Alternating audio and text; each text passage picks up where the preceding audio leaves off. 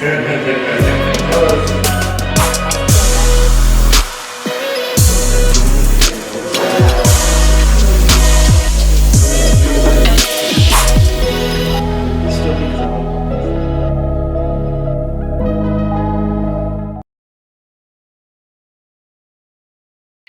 everybody to perFORM Music Incubator Podcast. perFORM Music Incubator is an artistic development and music business development incubator. Our job here is to upskill the whole music industry: artists, songwriters, producers, sound engineers, light engineers, event producers, name it. And today's episode is really fascinating. I want us to dive quite deeply into the idea of identity, visual identity, art in music, and kind of just that language of being able to present yourself, because it's so integral for an artist. So we gathered a really cool panel of amazing visual artists. This is Mr. Ojin Ngode. Ojin, tell the people what you do. I'm a visual artist, and that's for the most part. Yeah. I do other things as well. But you have quite a distinct visual identity, I would say. You composite things, you take things that are real and kind of mash them up and create this. Yeah, I call it digital shopping. When I have a concept, I just look it up on the internet, like what kind of elements I want to put in the concept, and then I just put them in one folder, and then I start, making composites until something works. Got you. And a composite for a person who has never had this word is what? It's a mishmash of colors, and depending on the concept itself, depending on the artwork itself, it's a mishmash of pictures or illustrations that form up this one thing that it could be an image or it could be a video. Okay. So like a collage. Okay, thanks. One of my favorite artists in the world. I'm also joined by another favorite artist of mine in the world, my friend Mr. Mutua Matheka. Yeah. Whose primary language is photography, but I think it would be better if you explain. Yes. I mean, yeah, I'm a artist, but at the moment focusing on photography. I just realized that I think I should just refer myself more as an artist, because I never know where things will go. But your primary language is photography. Yes, okay. I think just generally I'm a visual person, and so every art form that I've been interested in is hyper visual. Yes. So then photography, videography. Exactly. Okay. In the past it's been drawing and painting. It's been architecture. All of them primarily for the visuals more than anything else. Wonderful. More than the function, more than... So the aesthetic. The aesthetic, yes. We're going to really get into that word, because we see it all the time on the internet, the aesthetic. Yeah. Okay, and then we're also joined by a master artist, Miss Robbie. Robbie, please describe yourself. I met you in the medium of fashion, but actually that's a very limited way to describe it. Yeah. So, well, I'm now starting to describe myself as a disruptor. Like I like disruption. I just like mixing and matching everything from visual arts to just any medium of art. So that's what I'm really trying to evolve and grow into. So nowadays I call myself a disruptor. A lot of people know me as a fashion stylist, but I'm also gearing in. I'm actually going to call myself as an artist. Because you are. Yeah. And also you're a costumer. Yes, I am. And I feel like you completely undersell that fact constantly. Yeah. And so maybe you could just explain a little bit what a costumer does. Okay, so what a costumer basically does is you're presented with a concept, and it's a matter of executing it to the highest level of the concept. All right, so I really think that this is fascinating, because to start with, actually, that we could literally start there. So music is very visual. We know this for many years now, right? Because of music videos and has only become more and more visual. Yeah. So there's always high pressure on a music artist to present themselves. So even before the music videos, there was always a question of, when you walk into a room, there's an expectation that a music artist is meant to stand out in some way. And that's like basically like ground level, how people know that you're an artist as opposed to an accountant. So for us as music artists, the image is really married. In fact, it's like the image precedes. Before you hear it, you've often seen it. So whether I was walking in the street, whether I was walking into a meeting, and that becomes one of the hardest things almost that an artist has to contend with their whole life, like how they look, right? So then what has happened over time is, we borrow images, so like when hip hop told us how to look, then then if you're a rapper, there's an expectation that then you have this chain, and then you have these sneakers, and then you have this. So maybe that's a first question, just maybe that we can all reflect on, and you can just, we're just trying to figure out as an artist, where do I start? Just like that idea of my clothes. Are my clothes saying something? And if they are, how do I find an authentic way to say that something? It's a tough one, but you all are, you're all competent enough to help me answer this question. So maybe we start with you, Robbie, just around that idea of just like the look of an artist. Okay. You have to meet the artist wherever they are. So you can't completely put somebody out of the box or out of the norm from you. I don't like going too far from whoever the person is. So if I'm to meet an artist today, I would want to ask, who are you today? What are you comfortable with today? As an artist, the first time I'm talking with a stylist, what I'm really trying to help the stylist understand is where I am as a person, not this imagination I have of where I should be as an artist. Because this is also the problem, right? There's so many things that we've seen. So many of us don't even know the first time you work with a stylist. So am I trying now to look like my idol, or am I don't know, Mutua, if you want to add something to that? You look dope all the time. Your dress. Thank you. I think there's two things. First of all, there's one thing that I keep receiving on my side, because I've been like not in formal employment for about 10 years now. And of course, that is a lot less restricting than when you have to, either be employed and be an artist on the side. But one of the interesting things is always that when there's the idea of how an artist should look from an artist, and then there's the idea of from the artist themselves of how they feel they should look as an expression of themselves. So I always find this comment that sometimes can be like, I don't know, it's like here or there.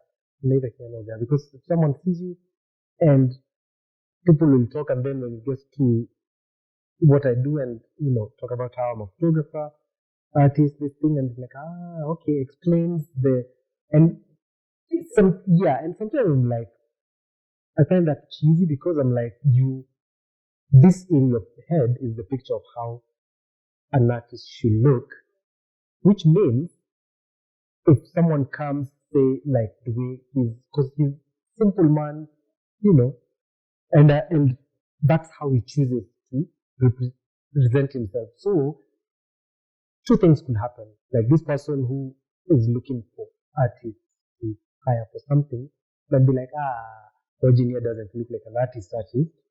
So that means you can look the part without being there. And that also happens. So we have people that are like, that's why when you look at the TV and you see rappers are supposed to be like that, I want to be a rapper, so I must love that. Say artists seem to be, free, their hair is wild, they do all that. So am I an artist really if I'm not being attracted to the wild hair? I just like to keep mine shaven. So I think all this is just to say, as much as like the dressing, yes, is an important part of it, but what is more important is that whoever you are, artist or not, like you dress in the way that you love the most and makes you feel comfortable. And sometimes that could be wild, and sometimes it could just be nice, simple, and basic. And so for me specifically, I think I'm just in the part now that I'm starting to enjoy clothing, because it was just a headache that I couldn't think about for a long time. And so I kept a very simple style, which is functional in that I don't think too much. It's just blue jeans and a white t-shirt. And I can stress about my shoes maybe. But then I started getting attracted to some weirder pieces of clothing, and I'm like, I might as well. Is that as you become more comfortable with yourself as an artist, as a person? As a person. I just realized that I'm attracted to that stuff. It doesn't make sense. It's very weird. But it's weird, like when you compare it to a pair of jeans. Correct. But I'm like, I like it that way. So whether it's, this weird pants that I'll be drawn to, and I don't know why, but I'm like, I feel like, it looks good. It is kind of out there, but it's not out there for the sake of being out there. Exactly. It's what I'm attracted to. So it's not out there for the sake of. So I suppose that's the authenticity in it, right? Like the more comfortable you become in who you are, the more comfortable perhaps you are in the choices of clothes. Yeah. And you stop aspiring to look like someone and start to be like, what do I want to express? Exactly. So then would you both say, as a hack, before we move to this next part, a hack for an artist? So I'm starting out, I don't really know what is my style. How can I use a mood board to learn?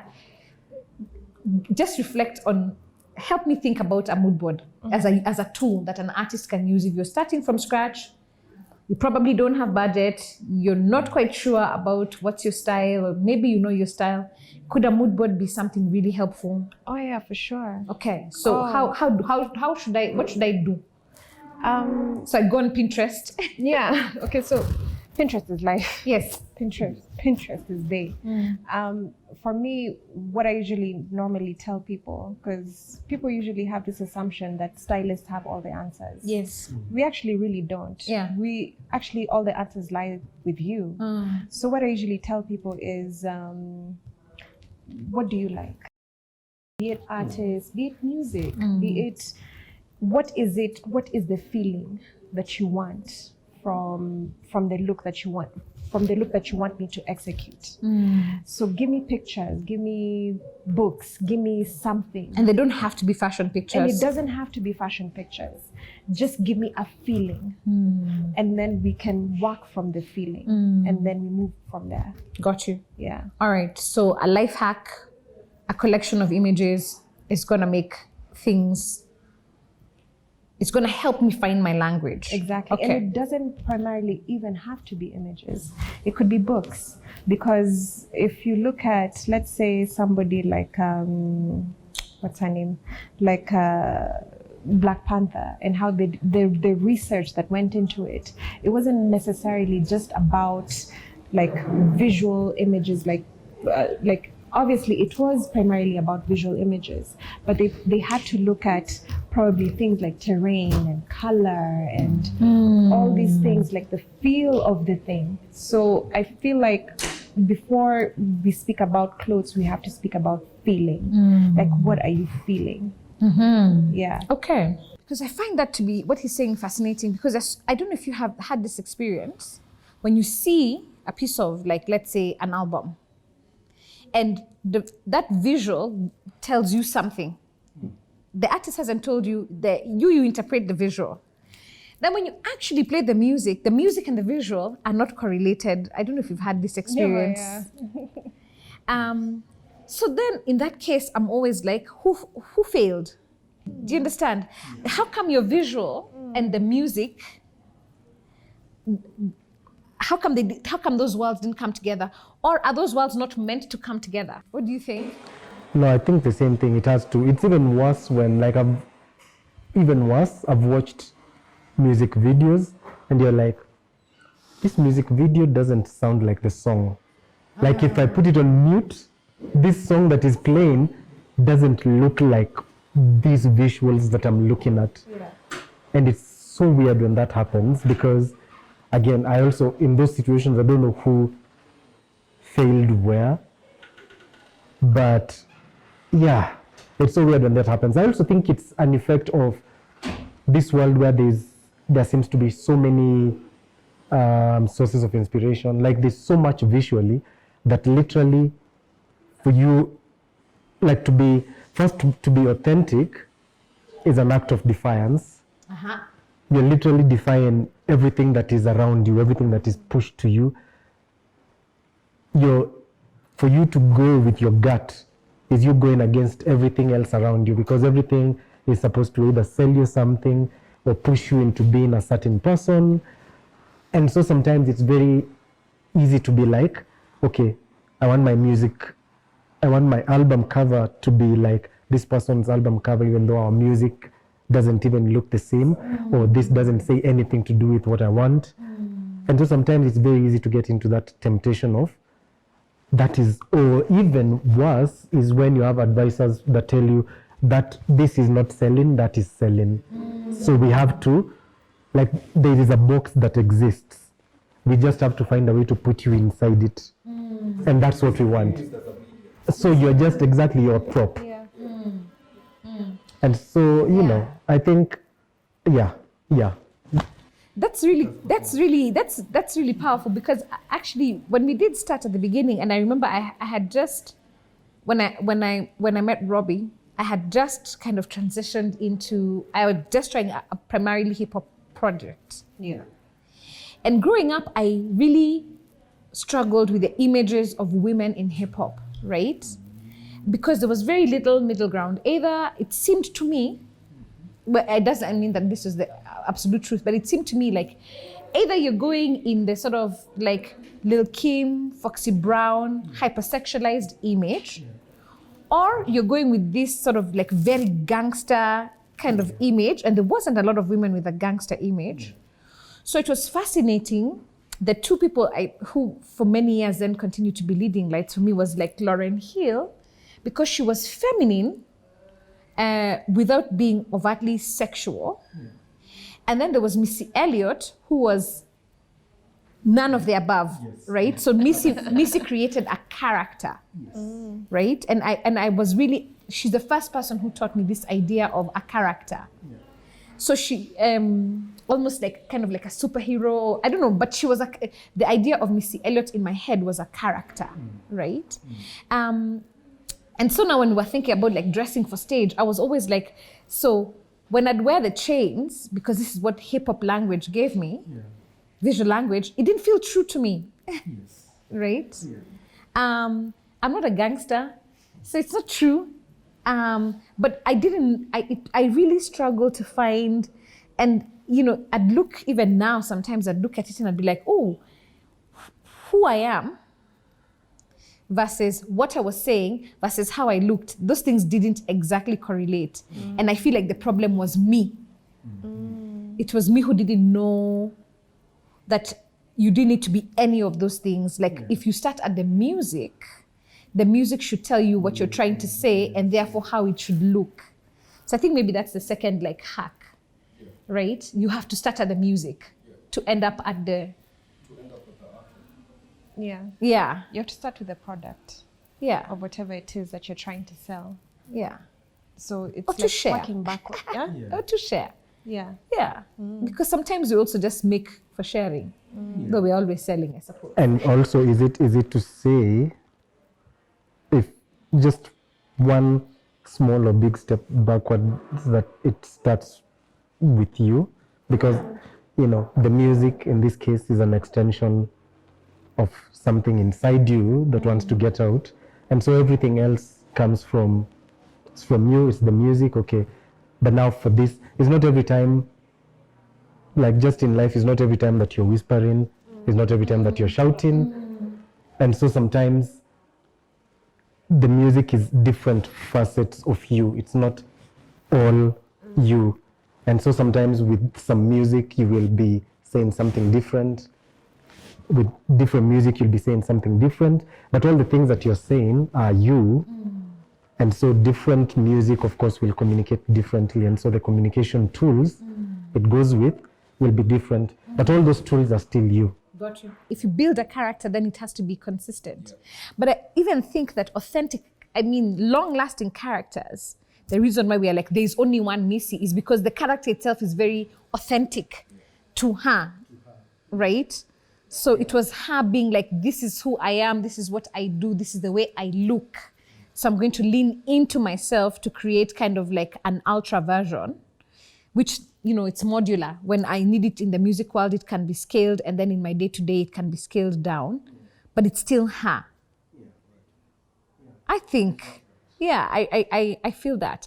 And then I guess because if you're in that way, if you're being your authentic self, then it would be unnecessary for Missy to be on stage in heels, trying to then do this like choreography like Beyonce, because that's not who she is. That's not the characterization. And that's a real thing. I wish more artists would just know that it's not a must. Heels is not a must. Yeah. But it's also big when developing this visual language. Okay, so now I start at the music. The music tells me, I start at me. But the danger of this is because also there's a time when there's a mismatch between who you are and the music you're making. So let's say you have a label that thinks that this is the kind of music that works, that the kind of storylines that work, so who you are isn't necessarily the music that you're making. So that can be quite painful for an artist. It's not ideal, but many artists at the beginning, until you are able to say, no, this is who I am. When I bring you a reference,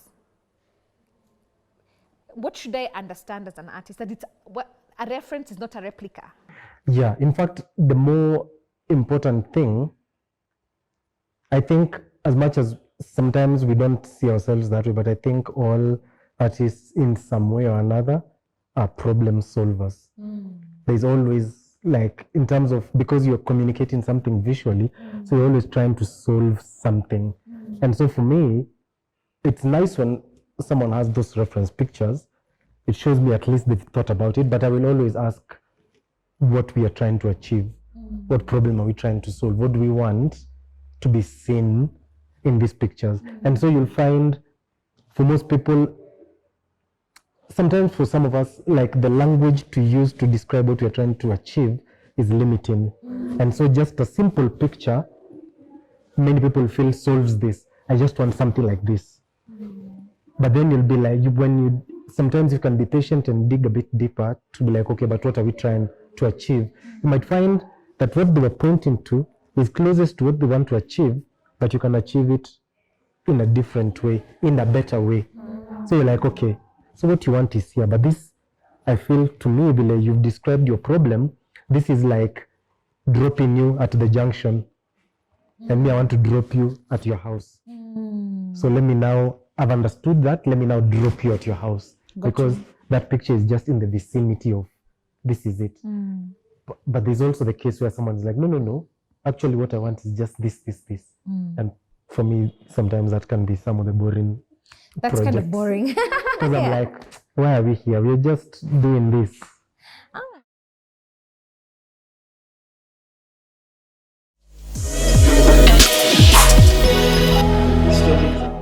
Concept ni kusema nini? So I think the concept is a combination of the limitations, desired output. Actually, those two things, because the limitations then will determine budget.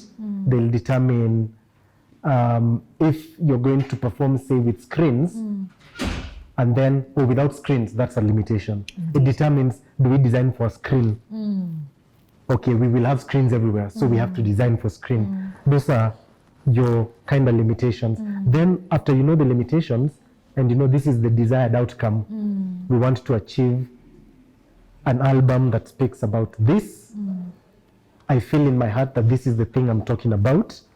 I feel like I want anyone who listens to it to feel this way.